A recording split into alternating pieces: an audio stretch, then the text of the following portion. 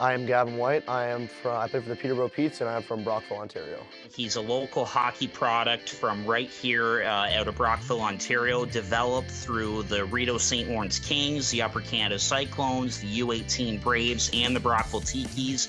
Played 2 years midget with Brockville. My first year was pretty, average hockey player, nothing really special. And then the next year, kind of got a good coach and, had a pretty good year that year.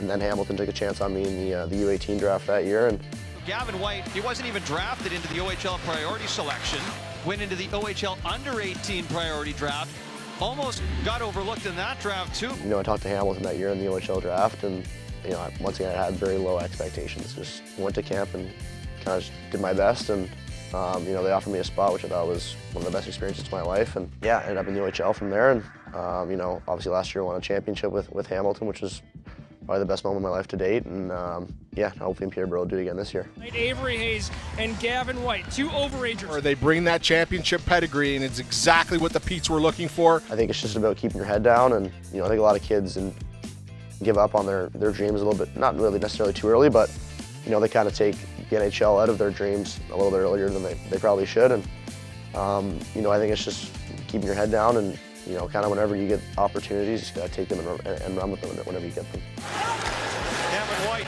shoots, scores! He fooled Reneshka, and the Bulldogs come back to take it 3-2 in overtime. Coming into minor hockey, obviously when you're a kid and you're dreaming big, and eventually someday whenever you kind of smarten up a little bit, you realize that it's extremely difficult to make the NHL. And I think at one point in my life I wasn't really in a spot to be on that path, but like I said, I was kind of like just a constant worker, and my family and I really pushed me to just keep my head down and stuff. And I think whenever I made the OHL, it was kind of like maybe this I'm playing with guys who are also drafted, and it was really cool for me to see that. And I was kind of like, yeah, maybe I can do this. I'm here now. I just gotta if I'm one of the better players out here, maybe I'll get recognized. And we'll be back with 1:15 Dallas on the clock. My agent was kind of a realistic guy. He's kind of like you're a second-year guy, and you're already a late birthday as it is, so it's team that's going to be if you do get picked, it's going to be in the later rounds.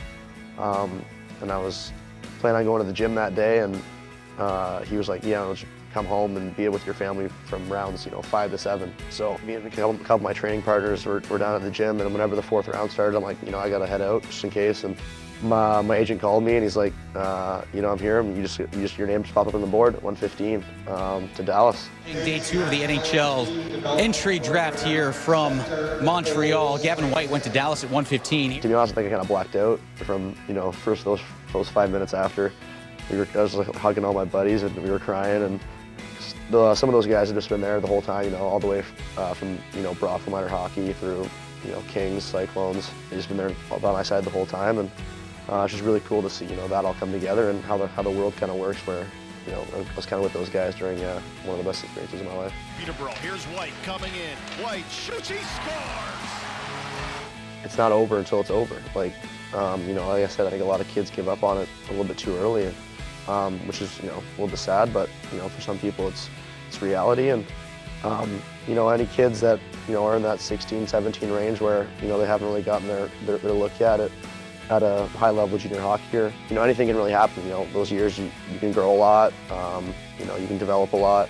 Maybe you get a coach who really believes in you. You get a lot of confidence, and I think it's just about staying with it, and not just staying with it, but working your absolute hardest every day. There's always kids that are really good when they're 13, 14.